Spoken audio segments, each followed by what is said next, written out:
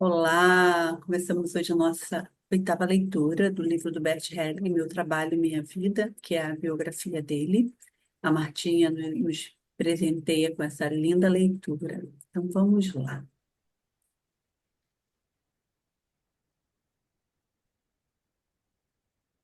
Bertinha, E que a vem? Lilian, e a Lilian nos presenteia com os insights valiosíssimos. Vamos nas trocas, né? Vamos lá.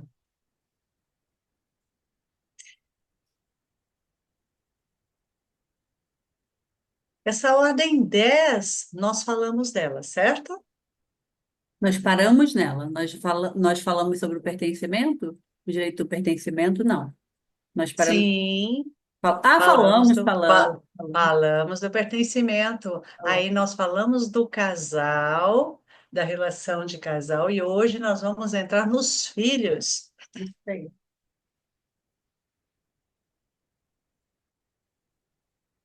Mas a página está certa, não está? Tá. Deixa eu confirmar. Não, não tá não. Nós estamos na 14ª. Nós vamos lá na relação entre pais e filhos, Isso, décima 14ª. quarta, exatamente.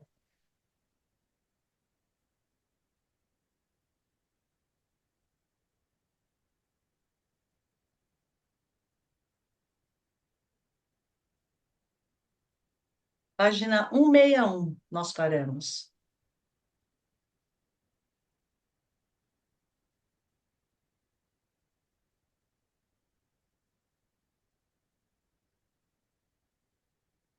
E Maravilha. Então, continuando a leitura, hoje a gente segue com a relação entre pais e filhos. A maior alegria que presenciei em meus mais de 90 anos foi a de pais olhando os filhos. E olha que Berto nem teve filho, né? Biológico. Uhum. Não há nada mais belo nem simples. Essa é a alegria de viver. Nela sempre se vê que a felicidade é simples e profunda. Em contrapartida, alguns esperam um grande acontecimento para serem felizes. No entanto, a vida cotidiana esconde a maior felicidade. Não há dois sem três, diz o ditado. Por quê? De um mais um chega-se ao três. O que é o número três aqui? Para um casal, o três é o filho. O três é o número da plenitude. Há outro número para isso, o 7. Ele é o 2 mais 2 mais 2 mais um. Três casais mais um filho. Os pais, os avós e o filho. Também podemos dizer o 3 mais 2 mais 2. Para o filho, não é apenas o 3.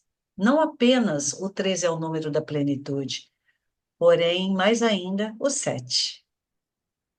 Também na semana, o 7 é o número da plenitude. Somente ele a completa. Ela é 3 mais 3 mais um. O primeiro 3 é o pai com seus pais. O segundo, a mãe com seus pais. E o um, que completa o 7, é o próximo filho. Apenas na família, o 3 é o número da plenitude. Em outros relacionamentos, ele é o número que separa alguma coisa. Quando outras relações são transformadas em grupos de três, em um relacionamento triplo, de acordo com o padrão básico do três da família, a terceira pessoa divide o grupo. Nele, apenas dois podem ser iguais, assim como no relacionamento entre um homem e uma mulher. Se uma terceira pessoa se acrescenta a ele, como em um triângulo amoroso, ela divide os dois. Fora da família, dois se comportam em um grupo de três como iguais e excluem a terceira pessoa da igualdade. Por isso, duas pessoas trabalham bem juntas. Quando chega uma terceira, a produção cai. Um grupo de quatro também trabalha bem junto, pois seus componentes logo se comportam como dois mais dois. Uma quinta pessoa sobraria, como a proverbial quinta roda da carroça. Efeitos semelhantes têm os números entre os irmãos. Dois irmãos formam uma boa coesão. Se um terceiro se acrescenta a eles, um dos três logo se sente um estranho. Com a chegada de uma quarta criança, tem-se novamente dois mais dois. Formam uma boa coesão, mas como dois mais dois, perdão, formam uma boa coesão, mas como dois mais dois.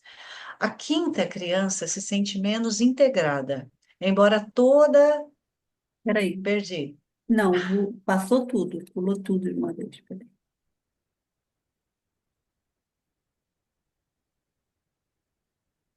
71, rico, efeito semilunar. Estou lendo e passando um filme na minha cabeça. Interessante como ele coloca mesmo. Formam uma boa coesão, mas como dois mais dois. A quinta criança se sente menos integrada, embora toda criança adicional seja um enriquecimento para todos os irmãos. Por isso, a terceira criança, ou uma das três crianças, também se sente uma estranha, pois o pai e a mãe têm uma relação mais estreita com um de seus filhos. Assim, o primeiro dois é o pai e um filho, e serão mais íntimos se esse filho for uma menina. O segundo dois é a mãe com um filho, e serão mais íntimos se esse filho for um menino. Assim, o terceiro ou o quinto filho fica de fora dessas duas relações de dupla. A divisão para um dois pelo terceiro já pode ser observada após o nascimento do primeiro filho, pois às vezes a relação da mãe com esse filho é mais íntima do que com o marido. Nesse caso, mãe e filho formam um dois, e ao pai cabe o papel de terceiro, que então se torna um estranho. É possível mudar algo nisso? Ou será que se deve mudar algo nisso? É suficiente quando conhecemos essas ordens. Quando um homem se torna, de certo modo, um estranho após o nascimento de seu primeiro filho, ele passa a se empenhar mais externamente, o que pode ser uma vantagem para a família. Conquista seu lugar trabalhando especialmente para a família. Esperar que se dedique ao filho do mesmo modo que a mãe pode ser mais um peso para as relações familiares do que uma ajuda para todos, pois ele nunca conseguirá ser como ela, e desse modo se sentirá mais como um estranho do que quando cuida da família, sobretudo externamente, por meio de seu trabalho. O terceiro filho, justamente por também ser um quinto, é o que consegue se desvencilhar da família com mais facilidade. Com frequência, também é o menos sobrecarregado pelos destinos da família e tende a assumir menos responsabilidades do que os irmãos. No entanto, quem não consegue ter a mesma intimidade privilegiada com um dos pais, como seus irmãos, nem sempre é o terceiro filho de acordo com o número, e sim aquele que se torna o terceiro filho a partir da dinâmica das relações dos pais com cada filho. Por que digo tudo isso? Para que esperemos pelo três da plenitude com amor e, de vez em quando, também tenhamos cautela com ele. Relações de diversos tipos seguem diversas ordens. Por isso, também existem ordens próprias para a relação dos filhos com os pais. Em primeiro lugar, vale dizer que os pais dão e os filhos recebem. Nessa situação, os pais transmitem aos filhos o que antes receberam de seus pais e o que, como casal, recebem um do outro. Assim, o intercâmbio necessário entre dar e receber é assegurado. Analogamente, mais tarde, os filhos dão a seus próprios filhos o que receberam dos pais. Cada um que recebe precisa honrar o que recebeu e o doador de quem o recebeu. Isto mostra como deveria ser o comportamento dos filhos em relação aos pais. Além daquilo que os pais são e dão, eles também têm algo que adquiriram por mérito ou sofreram como perda e que pertence à sua pessoa.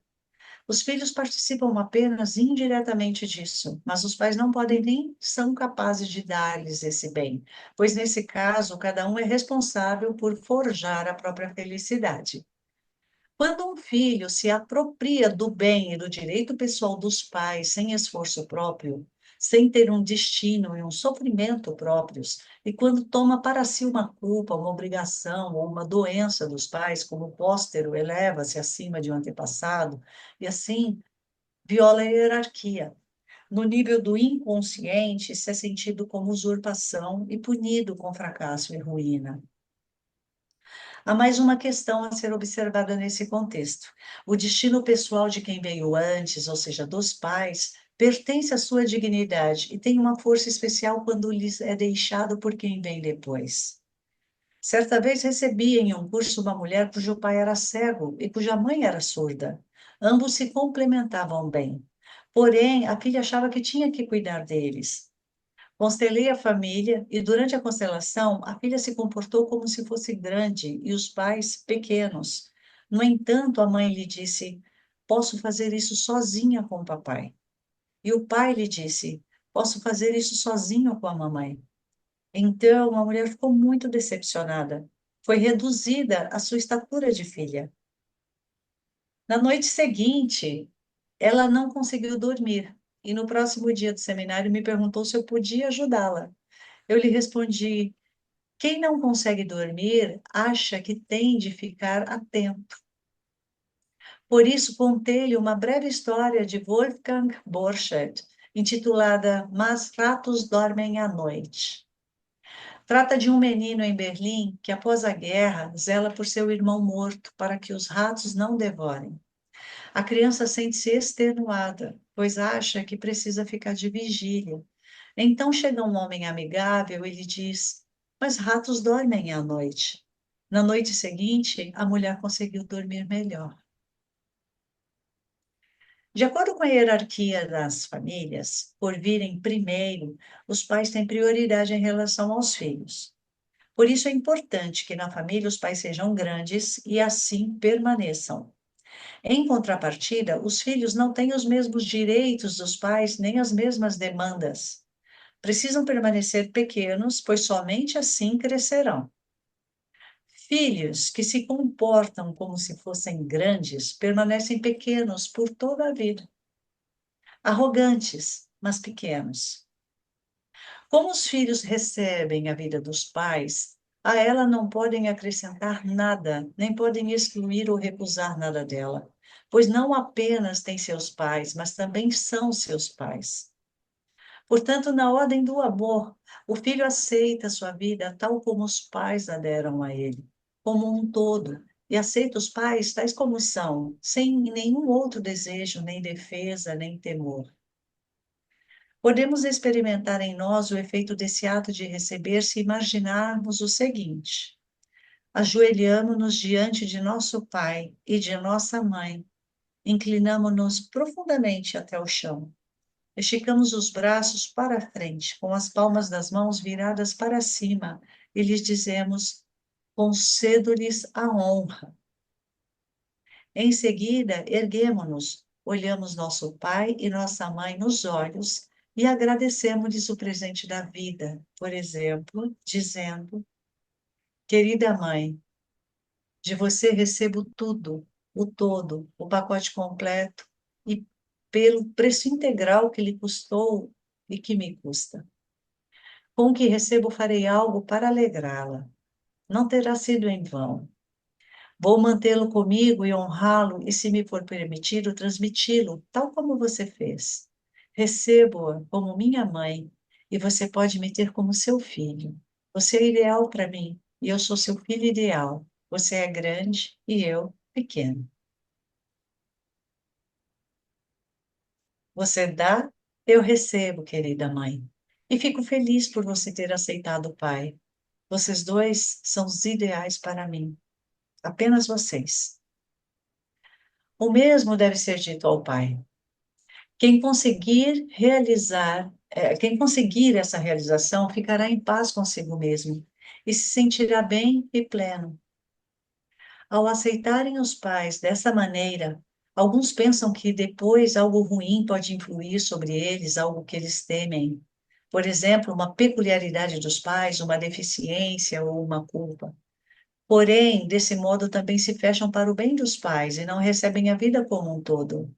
Muitos que se recusam a aceitar seus pais integralmente procuram compensar essa falta. Talvez busquem a realização pessoal e a inspiração. No entanto, essa é apenas a busca secreta pelo pai e pela mãe que ainda não foram aceitos. Quem rejeita os próprios pais, rejeita a si mesmo e, analogamente, sente-se não realizado, cego e vazio. A vida independe de como são o pai e a mãe de uma criança. A partir desse ponto de vista, podemos e devemos olhar nossos pais de maneira diferente, mais precisamente com profundo respeito. Isso porque quando o filho olha para os pais, através deles também olha ao longe, para o passado, de onde originariamente veio a vida. Recebe a vida não apenas dos pais, mas ao mesmo tempo de um lugar muito distante. Esse receber é uma realização humilde. Significa aceitar a vida e o destino tal como me foram dados por intermédio de meus pais. Os limites que assim me foram impostos, as possibilidades que me foram dadas, os envolvimentos no destino da família, na culpa dessa família, no lado pesado e no leve dessa família, sejam eles quais forem. A partir dessa perspectiva, não existem pais melhores nem piores, existem apenas pais. Quando reconhecemos isso e nos submetemos a isso, podemos aceitar integralmente a vida dada por nossos pais. Porém, quem em seu íntimo rejeita e critica os próprios pais, fecha seu coração para a plenitude da vida. Desse modo, recebe, por assim dizer, apenas uma parte, ou melhor dizendo, toma para si apenas uma parte. Contudo, todo mundo também é definido pelos pais de uma maneira bastante determinada. Tenho diante de mim a imagem de uma árvore. No outono, o vento sopra e espalha as sementes. Uma delas cai em solo fértil, outra em terreno rochoso, e cada uma delas tem de se desenvolver onde se deposita. Não pode escolher o lugar. Do mesmo modo, não podemos escolher nossos pais. Eles são o lugar onde nossa vida germina, o único lugar. Quer a semente tenha caído em solo fértil, quer em terreno rochoso, será uma verdadeira árvore, não importa como cresça, e dará frutos. Suas sementes se espalharão de novo, e a mesma árvore tornará a crescer de maneira distinta em diferentes lugares. Para que possamos crescer de fato, temos de aceitar o lugar ao qual estamos ligados, seja ele qual for. Com vantagens ou desvantagens, todo lugar condiciona um desenvolvimento específico, tem oportunidades específicas e estabelece determinados limites. Porém, a vida é pura e autêntica tanto num lugar quanto no outro. Os pais nos dão não apenas a vida, eles também nos alimentam, educam, protegem, cuidam de nós, dão-nos um lar. É correto que aceitemos tudo isso tal como recebemos de nossos pais. Assim, dizemos-lhes, aceito tudo, com amor. Essa é uma maneira de receber que, ao mesmo tempo, equilibra, pois os pais se sentem respeitados e dão com mais amor. Porém, quando o filho lhe diz, você tem de me dar mais, o coração dos pais se fecha. Por serem cobrados, já não são capazes de lhe dar tanto e com tanto prazer. Quando um filho insiste em suas exigências com os pais, não consegue se soltar deles. Com o avançar da idade, os pais precisam impor limites aos filhos, limites com os quais eles possam entrar em conflito e amadurecer. Teriam os pais menos amor por seus filhos? Seriam pais melhores se não lhes impusessem nenhum limite? Ou se mostram bons pais justamente por exigir dos filhos o que os preparará para a vida adulta? Nessa fase, muitos filhos se irritam com os pais porque prefeririam manter a dependência originária. Porém, justamente ao se retirarem e frustrarem essa expectativa, é que os pais ajudam os filhos a se desvencilharem dessa dependência e, passo a passo, agirem com responsabilidade. Somente assim os filhos ocupam seu lugar no mundo dos adultos e passam de recebedores a doadores. É como a águia, né, Lilia, que empurra o filhote do ninho quando sabe que ele está pronto para voar. É. Era isso que todos os pais deveriam fazer, né? Falo que essa geração atual, a geração que eu falo que nasceu os meus filhos, né? Existe uma geração que a gente superprotegeu demais os filhos, né? Eu vejo, acho que na minha geração e na sua, mas nós íamos para a vida, acabava o segundo grau, tínhamos que estar trabalhando, né? Eles, nós éramos Só tinha. impulsionados, né? A frase motivacional nossa, pelo menos a minha, foi se vira. Bem parecido. Hoje eu sou grata a ela, Uhum. Chegou a hora, né? porque isso desenvolve a musculatura emocional que a gente precisa quando tem um perrengue de verdade e não tem mais os pais por perto, né? Uhum. Precisamos crescer, né? O que eu vejo Exato. muito é que nessa geração de até acho que 35 anos, nós superprotegemos demais os nossos filhos, né? Então, o que que Bert nos traz aqui, né? Que existe um momento a ser seguido todo, né? E nós precisamos deixar os filhos ir, né? Não precisamos ficar com os filhos naquela redoma de vidro, né? Sim. E aí, quando a gente deixa, o que acontece? Os filhinhos da mamãe e os filhinhos do papai, né? Que não conseguem se desenvolver.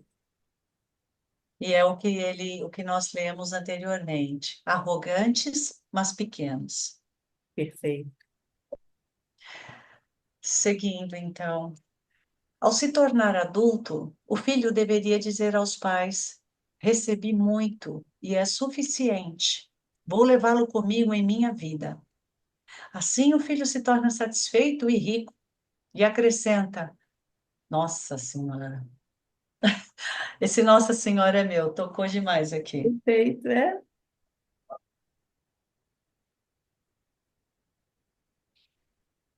O restante faço sozinha. E como você Essa cresceu, também. Martinha? Como É, você cresceu com tudo isso, não foi?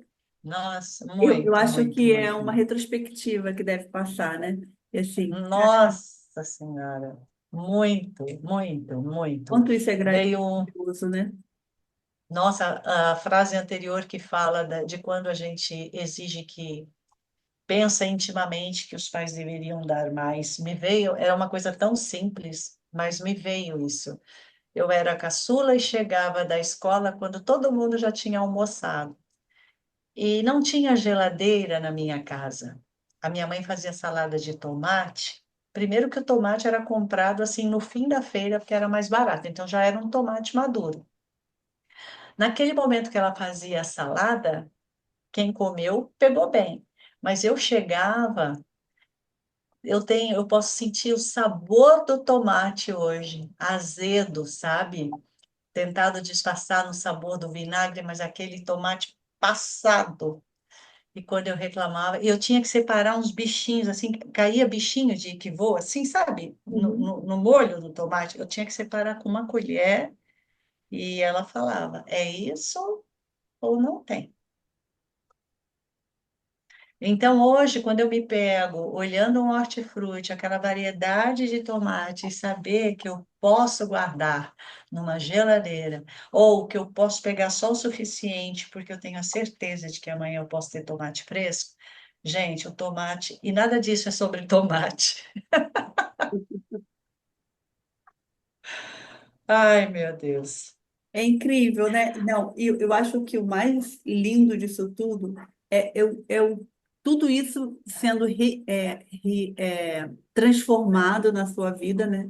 E você trazendo esse aprendizado para a vida e levando para Sim. as outras pessoas. Porque muitas pessoas ficam presas naquilo que não conseguiram dos pais, né? Porque os Ah, pais não sim. conseguiam ter uma geladeira. Tinha geladeira É, tanto naquela época. Quem tinha uma TV colorida? Quem tinha uma TV preta e branca, né? verdade. Então, Verdade. assim, quando eu olho, eu lembro quando veio a primeira TV colorida, e os meus pais compraram e botaram na sala, e eu tive o privilégio de ter a preta e branca para jogar videogame. Jogava Pac-Man, Um, né? um É, privilégio um mesmo, né? privilégio, foi um privilégio. Tudo bem que minhas É. amigas já tinham há muito tempo, mas estar no meu quarto era algo assim, olha, fantástico. né? E Não era. quanto valor a gente dava, né, para isso? Justamente até pelo desafio que era ter, né? Uhum. Coitada, a gente não podia reclamar também, não. Era o que tinha, e era assim, lambe os beiços. É. E não tem Então, vitimização, acho que tem respeito, tem amor, tem compreensão, né? Tem é, admiração. é. Uma vez na minha adolescência eu falei para minha mãe, eu não gosto de você. Ela falou para mim, eu não estou aqui para você gostar ou não gostar. Estou aqui para você me respeitar. Perfeito isso, né? Achei, Não, isso é foi. perfeito. Eu vejo. E naturalmente, não teve, não alterou a voz, sabe? É isso aí. Foi Hoje as lindo. mães vão para terapia porque os filhos falam que não gostam delas. Não, não negando a terapia, tá? Porque eu acho que a terapia é Não, vida. não, o Mas contrário, é validando a a terapia. terapia, né? É, eu tenho uma amiga que recentemente falou: Poxa, minha filha, eu queria ser amiga dela. Eu falei: Se você for amiga da sua filha, ela está órfã, porque ela perdeu a mãe. Mãe só tem uma, e é você. Mas para você entrar no papel de mãe, você tem, é desafiador. E olha que nem filho biológico eu tive, hein? Uhum. Mas você acho que pode endossar isso, porque essa coisa de ser amigo de filho o tempo inteiro, você sai de um lugar onde você consegue pôr o limite que precisa para Um ele, amigo, e né? quando você vira amigo, você perdeu a autoridade, né? Perdeu. Mãe não tem que ser amigo de filho. Mãe tem que impor aquilo que ele acha, que ela acha que é ótimo para o filho, né? Que é bom, né? É, Até amigos que ele ele vai ter tenha, muitos. até que ele tenha o discernimento para seguir por si, né? Isso aí. Mas, enfim, isso dá Não, uma longa discussão nos dias de essa hoje. frase que você trouxe hoje, que eu não estou aqui para ser sua amiga. É perfeito, Nem para maravilhoso. você e nem E para para você. você gostar de mim. Eu tô aqui para ser respeitada porque eu sou a sua mãe. Hoje eu achei lindo isso. Aham, mas na época a gente odiava, é claro. Fiquei uns 3 dias emburrada, depois passou. Que bom que tudo passa, né? Enfim, hoje eu acrescento para ela, o restante eu faço sozinha. E como diz Bert, essa também é uma bela frase que proporciona autonomia. Em seguida, o filho ainda pode dizer aos pais: E agora os deixo em paz. Assim solta-se dos pais, mas o preserva, e os pais preservam o filho. Contudo, como se configuraria a relação entre pais e filhos no caso de uma separação? Considera-se aqui que os filhos são mais protegidos pelo progenitor, que, para eles, mais respeita e honra o parceiro. O ideal é que ambos, pai e mãe, respeitem e amem um ao outro, mesmo que estejam separados, pois isso também faz bem aos filhos. Como regra, vale o fato de que os meninos são mais bem protegidos pelo pai, podendo desenvolver melhor o aspecto masculino. Após o 7º ano de vida, aproximadamente, deveriam ficar com o pai. Se a mãe ficar com eles, impedirá o desenvolvimento de seu aspecto masculino. Do mesmo modo, também é melhor para as meninas ficarem com a mãe. É o quadro da ordem. Obviamente, há situações em que isso não é possível nem correto. São aquelas em que todos os filhos, meninos ou meninas, têm de ficar com a mãe ou, ao contrário, com o pai. Depende das circunstâncias. Fundamentalmente, vale a seguinte regra: toda criança precisa dos pais e tem de poder amá-los. Ela não entende por que seus pais se separam, pois ama ambos em igual medida.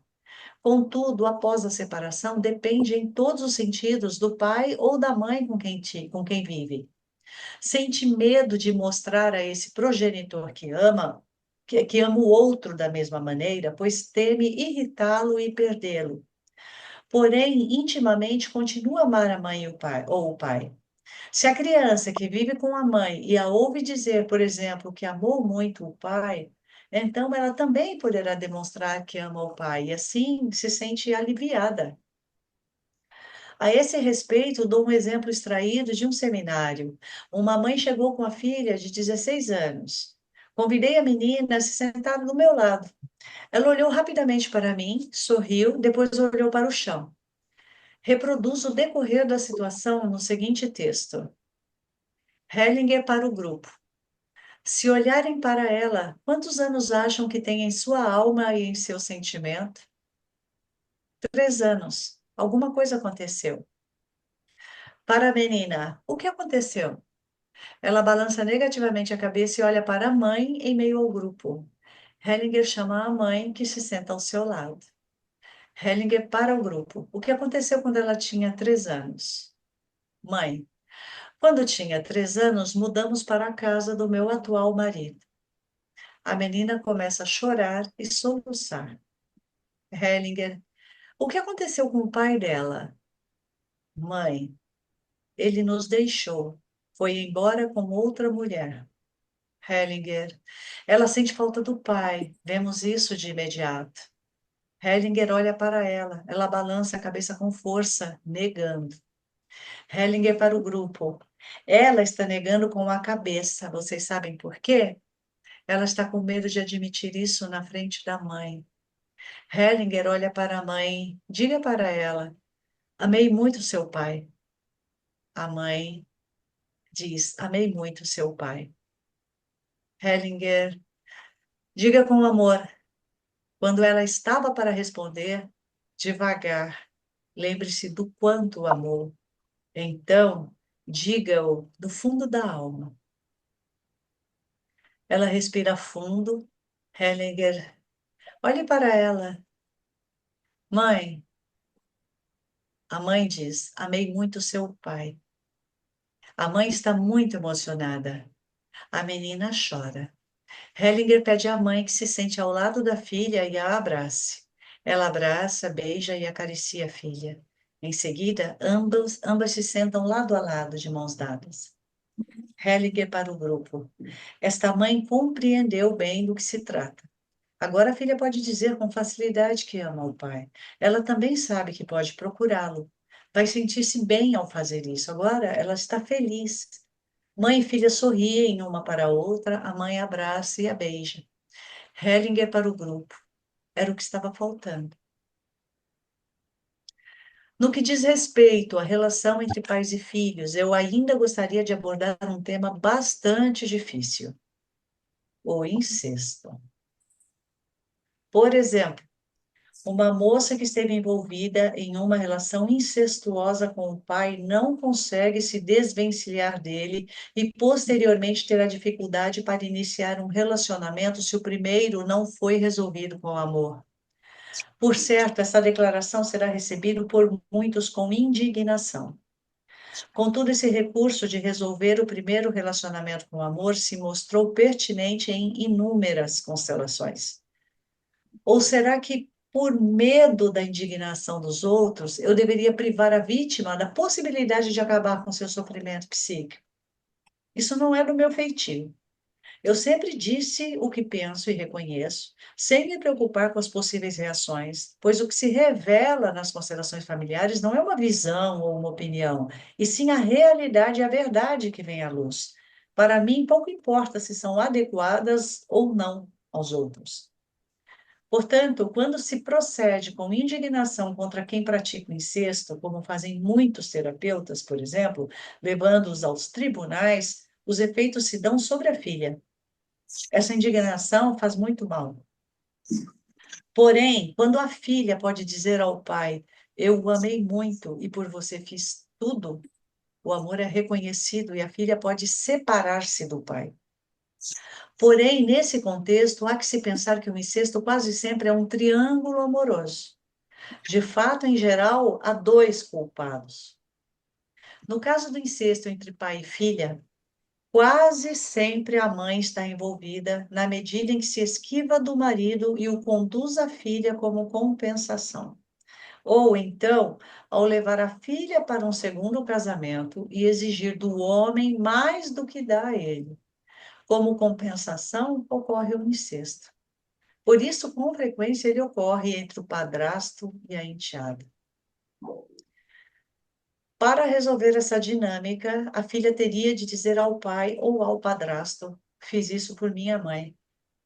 E teria de dizer à mãe: fiz isso por você. Nesse momento, a dinâmica oculta é revelada e a mãe pode dizer à filha: sinto muito. O pai ou o padrasto também pode dizer à filha: sinto muito. Agora vou me retirar.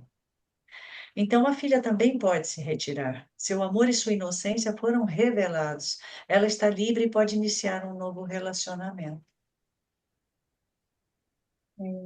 Forte isso, né? E Muito. com o olhar da alma, a gente sabe que existe essa cura, né? Para que essa mulher que passou por isso possa ir além, né? Já constelei algumas pessoas que passaram por incesto e isso sempre deu muito certo. A resposta delas depois é algo assim de um relacionamento duradouro, de estar disponível. É difícil, mas é incrível. Esse é um dos temas que a gente sempre que inicia a leitura diz que nem tudo talvez esteja no grau de consciência, né, da gente, Compreensão, né? mas que não exista uma lógica maior aí, que talvez com um grau maior de consciência a gente venha um dia a entender, ou não, não sei, né? É verdade. É isso aí. É. Mas é isso, né? A gente sabe que essa filosofia da constelação, tudo isso que o Bert trouxe, tantos estudos, tantos workshops mostrando algumas coisas muito parecidas em cada dinâmica, né? A gente não está aqui para criar polêmica, né? A gente está aqui apenas para uma leitura e que a gente Sim, possa compreender isso, não aqui no consciente, mas dentro da sim, gente, né? Que a gente possa, de sim. repente, tentar compreender com muito amor tudo isso, né? Sim, sim. Até para, como diz a música, né? Fé cega, faca molada. Também não é um tópico ela dá onde você lê porque está aqui, é isso. Eu acho que é uma chamada para um olhar, para ampliar o olhar, que é isso que você está dizendo, né? Se colocar num lugar de repente, olhar de uma forma diferente. Mas, enfim. Capítulo 15, perdão. Rapidinho, vou concluir algo aqui. O que eu percebo muito, sabe? Quando existe uma dor que não cessa, porque um abuso, um incesto, essa dor não cessa. Essa dor está ali grande, gigante. E é perceptível que quando a gente constela, essa dor é aliviada. Essa dor vai para um lugar que não é de tanta dor, sabe? Existiu, Uhum. né? Foi colocada em ordem e a pessoa se libera daquilo, né? Então, claro que as pessoas, quando estiverem na leitura escutando isso, vão falar: isso é um absurdo, isso é.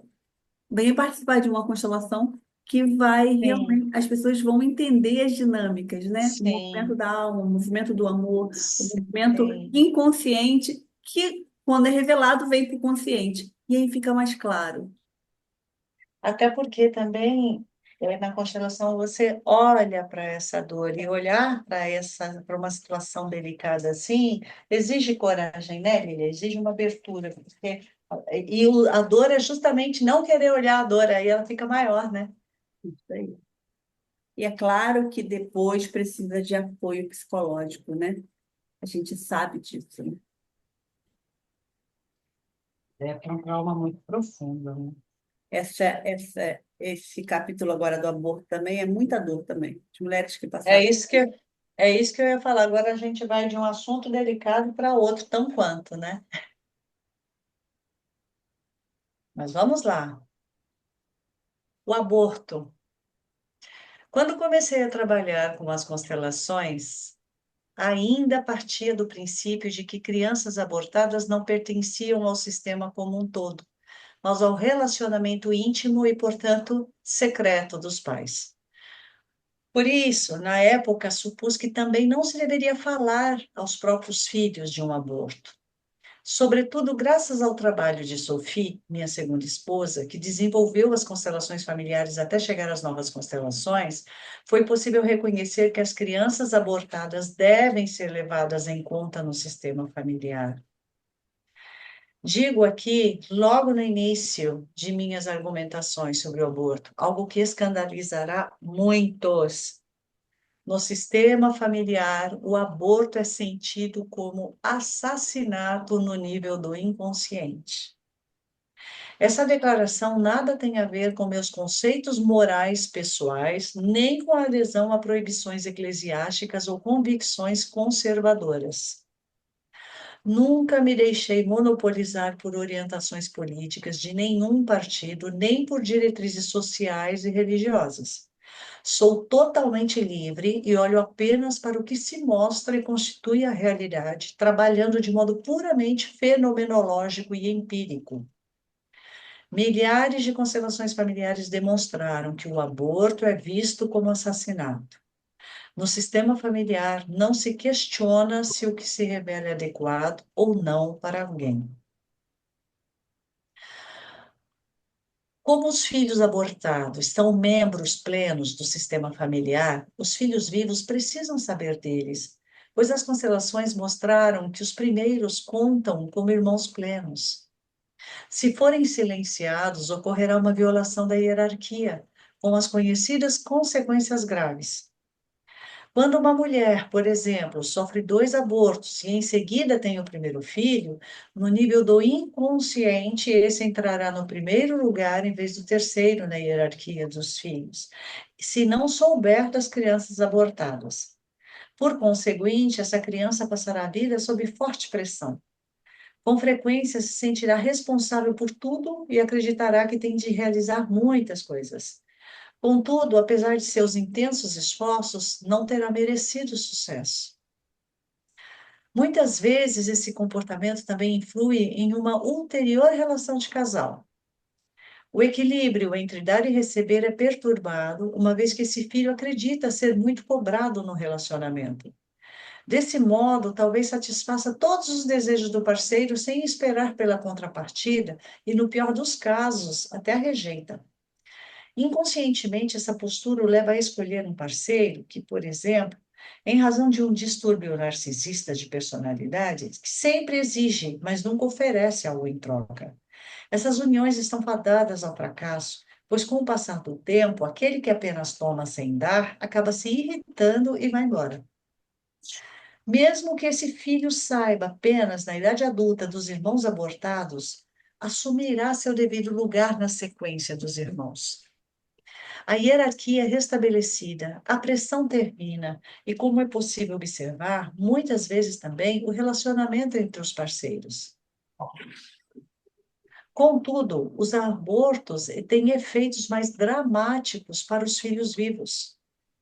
Pode acontecer de um filho identificar-se em nível inconsciente com o irmão abortado e ser impelido para a morte. Ou então, o filho assume a sensação do abortado de ter sido rejeitado e se torna agressivo. Há alguns anos, durante um congresso na Espanha, uma mulher de origem sul-americana, mãe de um menino de 7 anos, constelou sua família. O filho era tão agressivo que a mulher já não sabia o que fazer com ele. A constelação mostrou que o menino se sentia atraído por uma pessoa ausente. Constatou-se que a mulher tinha sofrido muitos abortos. Por conseguinte, os filhos abortados foram inseridos no sistema familiar e o representante do menino logo ficou em paz. Portanto, o filho havia esperado que a mãe desse seu amor também aos filhos abortados. Depois dessa constelação, um juiz que participava do congresso pediu a palavra. Ele relatou suas experiências com mulheres e seus filhos, que muitas vezes eram tão agressivos que as mães tinham medo deles. Chegavam a chamar a polícia, pois já não sabiam como lidar com eles. O juiz contou que antes da regulamentação do prazo para o aborto na Espanha, não houvera nenhum caso do tipo. Depois, a proibição da interrupção da gestação, embora ainda fosse vigente, passou a ter uma aplicação mais liberal. Inicialmente, houve 3 ou 4 casos de crianças muito agressivas por ano. Após 12 meses, foram 20, e um ano depois, 200. A agressão dos filhos dirigia-se sempre à mãe, nunca ao pai. Qual a melhor maneira de contar aos filhos sobre o aborto? Em uma comemoração de aniversário, por exemplo, pode-se colocar um prato a mais na mesa e dizer: Mais uma pessoa tem lugar à mesa. É seu irmão, sua irmã, mas ela morreu. Se a criança olhar para o irmão abortado e lhe disser: Você tem um lugar em meu coração, ela receberá a bênção desse irmão. A dificuldade no caso do aborto é o fato de ele estar amplamente ligado à ilusão de que se pode desfazer alguma coisa. A criança é tratada como algo de que se pode dispor como bem se entende. Não é vista como um semelhante. Porém, como filha de um casal, realmente está presente e atua no sistema familiar. Por isso, o aborto tem sempre um efeito drástico sobre a relação do casal, que em geral separa-se em seguida. De fato, para usar a mesma metáfora, o parceiro também é abortado com a criança. O amor não costuma tolerar isso. Se o aborto ocorrer em um casamento, com frequência, a relação sexual termina depois dele. Esse é o caso, sobretudo, quando o aborto é reprimido. Em princípio, após um aborto, a mulher já não está disponível para o homem, pois parte dela permanece com a criança. O homem lhe diz: Você está sempre com a cabeça em outro lugar, nunca totalmente comigo. Por isso, é importante que o homem saiba o que acontece dentro da mulher após um aborto. Assim, ele poderá entendê-la melhor e aceitar o fato de que ela só está parcialmente disponível para ele e a família. Contudo, se ele quiser mais do que ela é capaz de lhe dar, às vezes a ela só restará como única saída deixá-lo. No entanto, um aborto resultante de outro relacionamento também influi no relacionamento atual e reduz essa união. Mesmo quando o novo homem sabe dele, não pode fazer nada, pois, devido ao aborto, ainda predomina uma forte ligação com o antigo relacionamento, sobretudo porque, por ter ocorrido antes, ele tem prioridade em relação ao segundo. Com frequência, quando ocorre um aborto, o homem tenta eximir-se da responsabilidade e atribuí-la à mulher. Porém, a responsabilidade cabe integralmente a ambos os pais. De todo modo, a mulher nunca pode furtar-se à responsabilidade, uma vez que tomou a última decisão. Em contrapartida, o homem só estaria livre se fosse integralmente franco com a mulher e a criança. Mesmo que não tenha sabido do aborto e por isso não tenha precisado tomar nenhuma decisão, estará envolvido nele, pois se mais tarde vier a saber do aborto, haverá de se perguntar como teria se comportado. O aborto é um caso extremo de tomar e dar. A criança dá tudo e os pais recebem tudo. Mesmo sem saber de nada, o pai recebeu tudo, dependendo de como teria sido seu comportamento com a mulher e a criança. Por isso, a mulher tem de informar o homem sobre o aborto. Minha observação é que, em geral, o aborto tem consequências muito mais graves do que a aceitação da criança. Por isso, a declaração minha barriga me pertence deveria ser alterada para minha barriga me pertence com todas as consequências. O peso que se carrega com o aborto é essencialmente maior do que quando se tem a criança. Isso porque, sejam quais forem as justificativas ou explicações para um aborto, os pais sempre pagam por ele, sobretudo a mulher. Muitas vezes ela o espia quando não encontra outro parceiro ou não consegue manter-se com ele.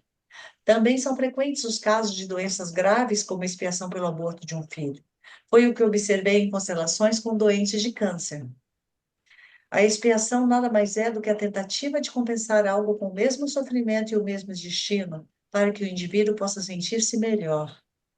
Mas para quem ele olha quando expia? Para a criança abortada ou para si próprio? Quando alguém expia uma culpa, fecha os olhos. Não olha para quem feriu ou prejudicou. Olha apenas para si próprio e o outro permanece sozinho. Nesse contexto, observei mais uma coisa interessante. Após um aborto, muitas mulheres têm nos olhos uma expressão de grande saudade que atrai os homens. Porém, essa saudade dirige-se a outro lugar, geralmente a criança abortada. O homem não sabe disso e quer salvar a mulher. Mas o que pode fazer de fato? Nada, pois essa saudade não se dirige a ele, e sim à criança abortada. Se mesmo assim ele quiser ajudar, dará mais do que a mulher pode receber. Com isso, o equilíbrio entre dar e receber é ameaçado e o fracasso no relacionamento é pré-programado. Qual seria a solução no caso de um aborto? Aceitar ou trazer de volta para a família a criança abortada que foi afastada. Isso se dá por meio do luto, que se mostra em uma dor profunda. Desse modo, a criança passa a ser vista.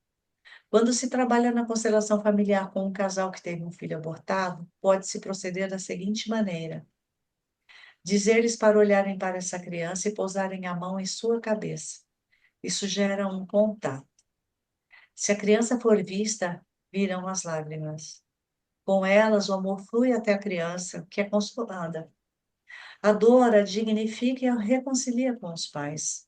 A mãe poderá então dizer: sou sua mãe, e você é meu filho.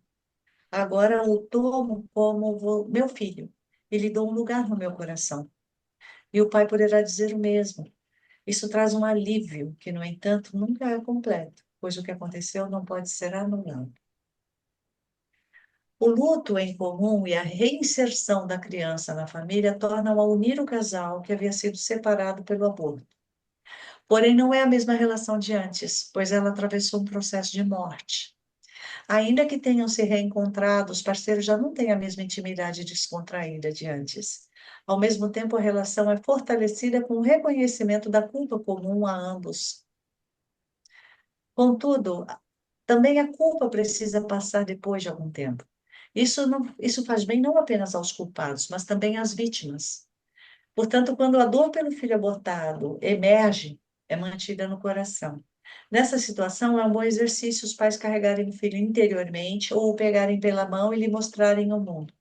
Após cerca de um ano, com muita consideração e respeito, pode-se permitir que a criança retorne à morte e assim morra de fato. Com o sofrimento em comum dos pais, a relação ganha em plenitude, que em efeito chega a superar a serenidade e a alegria superficiais de antes. Essa é a compensação por terem reconhecido o filho. Em sua memória ainda pode-se fazer algo bom, que do contrário não teria sido feito e não precisa ser nada grandioso. É lindo, né? Assim, quando a gente Muito. pensa que a gente passa por um aborto, né? E como dar um lugar para essas crianças. Essa dinâmica aqui última, que eu escutei a Sofia falar, que hoje eu falo em todos os meus workshops, eu peço para que a pessoa plante uma árvore, né? Que não tem um quintal, mas plante onde você possa ver crescer, né? Onde você possa ver dar frutos, né? Que não tem como plantar, pode plantar uma árvore forte e deixar num vaso dentro de casa, né? Isso faz você celebrar a vida, né? E todos os dias você vai ter que regar, você vai ter que plantar. Vai ter que olhar, né? Na série uma Nova Mulher, não sei se era esse o nome Sim, daquela uma nova série mulher. turca. Na primeira temporada, eles reconheceram, eles constelaram, o casal principal, né, protagonista, constelou o filho abortado e eles plantaram, né, juntos uma árvore. Ah, é verdade, plantaram. A É, médica, é, né? A médica com o a rapaz. médica. É. É. Agora vamos falar o que adoece nas famílias. Martinha, você quer parar? Oi, meu amor. Já tem uma hora. Nossa, deu uma hora, eu nem Uma percebi. hora, certinho. Então, paramos por aqui e começamos o capítulo 16 amanhã. Deixa eu fotografar aqui. Amanhã nós vamos falar o que adoece nas famílias. Passou tão rápido, Passou rápido mesmo. foi muito rico, como sempre.